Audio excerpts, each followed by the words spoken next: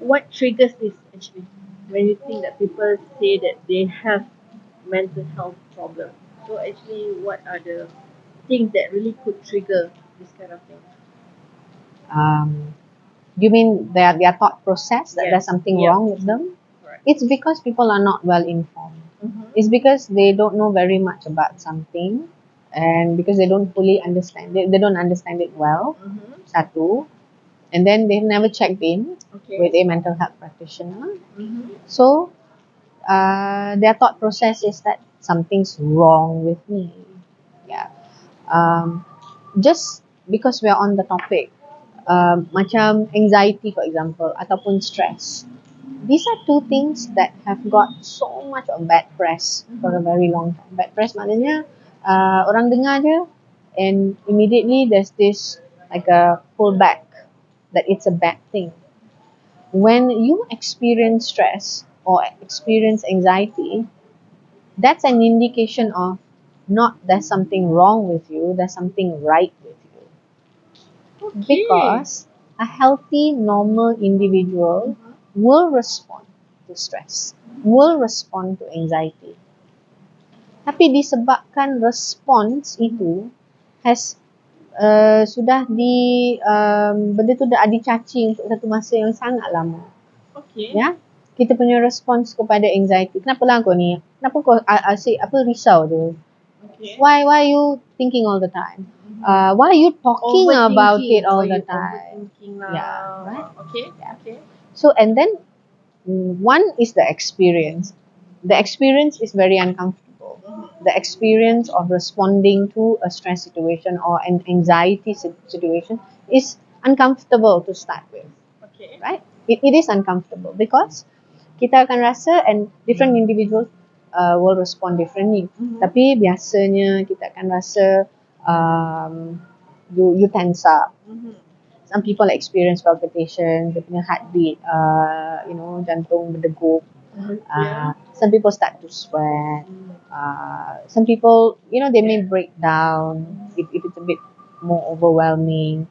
Some people, so the experience can be very uncomfortable. That's the experience. What's happening with you internally. And then you have external factors coming in because you're being judged for responding the way you do, right? Those responses are not normalized. If anything, they are stigmatized. Kenapa lah kau macam ni?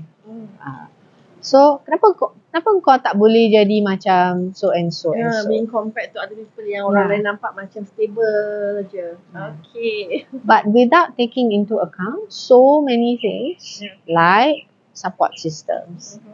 Every person has different support systems. Every person's network is different. Every person's background and experiences are different. We often like to say things that are cliche. For example, one of the things that I came across, I think sometime last year was, everybody has the same 24 hours in a day, right? It's what you do with it, that, right? And I thought to myself, what an unkind thing to say. What an unkind way to look at something. Because let's get real. The 24 hours of a man who is a laborer, who has 7 children and lives in a shack, duduk kawasan Setinggan, ada anak 7 orang, and is a laborer, his 24 hours is very different to my 24 hours and your 24 hours. Exactly. Because we are in a more privileged position. So when you do this comparison, kenapalah kau tak boleh jadi macam so and so, you negate so many of those supporting factors that make us who we are and the way that we are. So then naturally we are also not going to respond the same way, right? So two things happening there. Once your own internal demons that you're dealing with, and then on top of that you have external judgments that you have to handle, right? So it makes people feel something's wrong with them, right? So one of the things to do is to start understanding normal human responses, right? Okay. I like to use this example because I did it. Okay. When masa I kecil dulu, I used to notice that um, if I was in the kitchen, for example, I accidentally broke a plate. Okay. I would freak. I would seize up. I'm like, that's it. So so gonna get it right. Yeah. But and then what's the first thing you do? Run, Of course. right? As a Run. kid. As a kid, right? As the first thing you do. But as I grew up, I'm very curious. I banyak tanya soalan, and I couldn't understand that thought process because number one, it was accidental. Yes. No child akan deliberately ambil pinggan mangkuk and baling untuk nak pecahkan benda tu. So it's quite obvious benda tu is an accident. Itu satu. Yeah. Second thing, it's just a thing, benda kan. But why do we freak out like that sampai kita we are so scared kita nak lari. So when I became a mom, one of the first things I told my kids was that if ever you drop something, you're gonna feel like running, don't run. Okay. Right? Because I'm not gonna scold you. Okay. I'm not gonna judge you because I know it's an accident. So because it was an accident, it's just a plate. It's just a thing we can replace it. What I can't replace is you. Right? Okay. So if you run, chances are you're going to step on whatever you broke. Think about it. Yeah. You All the accidentally pieces drop of the something. glasses, The yeah. pieces are all around you. Yeah. If you stand where you are, and if you wait for an adult to come and take you out of that situation safely, we can clean it up without anyone hurting themselves. Versus if you have a child who has been raised thinking it's wrong to accidentally break something, the first thing they are going to do is run. And in the process of running, they may hurt themselves. Right? So, understanding why we are the way we are is very important because when we have that knowledge, you can then change your responses. So, what I was trying to teach my children was to respond differently to how I was responding when I was a kid. But for that to happen, I have to highlight to them that this is why running is a bad idea. Yeah. Another example, now this is something that's very susceptible for women. I think there are sometimes, I think unfairly juga it's pointed out, like, kenapa, why do we talk about women's issues all the time? Yeah. What is it Ya, about? tak ada kata mari kita bercakap tentang man issue. Always woman's issue. Yes. But because we are so much more vulnerable to what's happening out there as a gender. Okay. So this is not just for attention seeking purposes because there are real reasons for why we need to have these conversations. And I think you can ask almost any woman. She will have a story to tell you about her experience having with sexual harassment in some form. Okay. Whether it's the most basic, being catcalled, Yeah. right? To, of course, the worst of perpetrators where women have been sexually assaulted, right? I think there is no woman that I have met until today who did not have a story to tell about some perpetration that was done on them. Right? Kalau macam Emma pun I'm sure ada experience in some form kan. Yang apa ni, kalau yang paling biasa is in the modern world right now is orang kacau dalam DM lah. Kan, hi, you look so pretty, I want to be friend with you. That is, for me, it's already a sexual harassment. Another part is pernah naik bus waktu as a student, orang duduk sebelah, a man letak tangan dia dekat perut kita.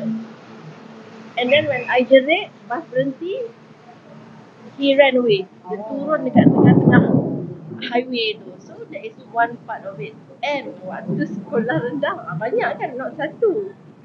Jalan balik sekolah dengan kawan, selalu macam ada orang panggil dekat kereta, dia kata ada benda nak tanya, kita tengok dah sekali dia buka seluar. It happened to me.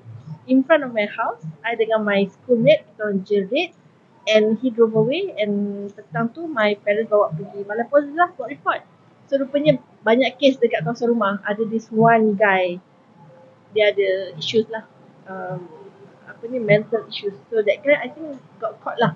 Oh, okay, that's good. Yeah, that's good. So macam dia tunjuk kat semua budak-budak sekolah. I was I think around 10, 11. Yeah, so macam waktu tu terkejut. So, yeah, terkejut. So many stories. So you might have your own stories. Yeah. So it is not for attention-seeking purposes. It is because we are that gender that is more vulnerable to things like that. I have had that experience dengan flasher yang macam Emma cerita tadi, just outside sekolah lagi. Datang outside sekolah. I remember masa tu, I think sekolah pagi, so I must have been about 15, 16 lah, mungkin tingkatan 3 ke 4. Dia pakai macam raincoat sahaja. And he is walking around. What? Right? So that was that. Yes. I like I said, dia tunjuk. Kita macam blank. Yeah. What is happening? Terus jerit lari. Lepas tu dia pun drove away. So macam ni serius kena. I pernah kena masa berjalan ke sekolah. I remember that I was in form 6. Pakai baju sekolah je. Bukan nak katakan menjolok mata pun. Baju sekolah. Oh, you know, and I was walking to the main road. Sebab jauh jugalah from my home to the main road untuk nak naik bus. Masa tu dah naik public transport dah tak ada bus sekolah. So walking to ambil lah bus pagi-pagi dalam pukul 6, gelap lagi. This guy, dia datang, dia tonton dia punya basikal, and he just went past. I remember he just touched me and I froze. But then almost in the next few seconds I had this rage, anger. So what I did was, the only thing I had with me was my bag. And what did you do? I went after him and I hit him with my bag. I remember doing that. And you know, it just tells you that it is about power. Because he thought he could do it and get away with it. But when I fought back, mula-mula tu dia jatuh. He fell off. I mean, he wasn't on the bike, but the bike fell, and then he fell, and he stood up and he ran. He didn't even take his bicycle. Wow. So that was the coward that he was. I see. Yeah. I boleh touch and go. Touch and go in a bad. My goodness. In fact, I even pernah kena when as a mom. I remember one night, my daughter, my older girl she was only a baby, so I taken her out for a walk to put her to sleep. You know, and this guy was on a bike. This one, unfortunately, I couldn't do anything because I couldn't run. I had my baby with me, and he just swiped from the back, and sped off. Right? Oh my goodness. So talk to any woman, she has stories to tell you about what has happened to her. So sekarang when I talk to my daughters, again, like I said, it's about understanding the human response.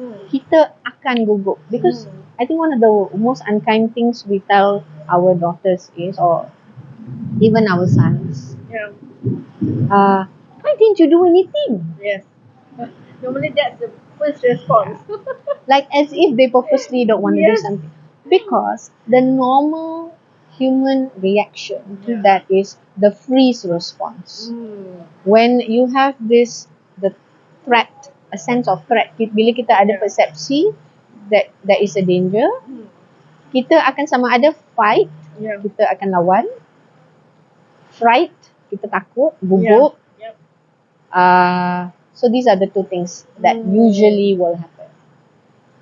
So that perasaan to freeze is actually a normal reaction, but we make it sound like it's such a bad thing. So what we should do is take it a step further, normalize to our children that bila ada threat berlaku, bila kita ada persepsi ada bahaya, memang kita akan gugup. But okay, what's the next thing you do? Because it's about training your brain to respond. And that freeze should be followed by a next response. The next response is a trained response. Yang kita freeze tadi tu kita punya reaksi. Itu secara automatic. The next part is a trained response. After you freeze, okay, what do you do next? So, run, scream for help, fight back if it's safe. So those are responses. Responses need to be taught to our children. Yeah. Interesting. And some of those responses need to be trained lah, which is why things like, you know, maybe kita hantar dia untuk martial arts, self-defense, and things like that. Betul. So I hope that this is helping you, our viewers, to understand as well, to differentiate between reaksi and response. Yeah. So there are so many things about mental health matters. Okay, yang kita orang sebut hari ni, borak hari pun just might be sekelumit je kot. Sekelumit saja. Yes. But we try to reach out and make people understand that you can always try to understand more and reach out when you think you need, or perhaps the one that you love, you can see that they are changing. Something is bothering them. That's right. Yeah. So hopefully with our short session today, a little bit, maybe this could be like part 1, right? There could be other topics that we can talk about into more around about mental health. Right. Maybe our viewers, you can tell us what you would like us to talk about. That's what important. So we know what else we can try to discuss and let it out, discuss more, jadi lebih ramai orang tahu. Thank you so much again for your time today, Ms. Heeran. Hopefully to see you again for our next topic. Thank you for having me. So this is, it so happens, coincides with International Women's Day. And happy International Women's Day to all of you.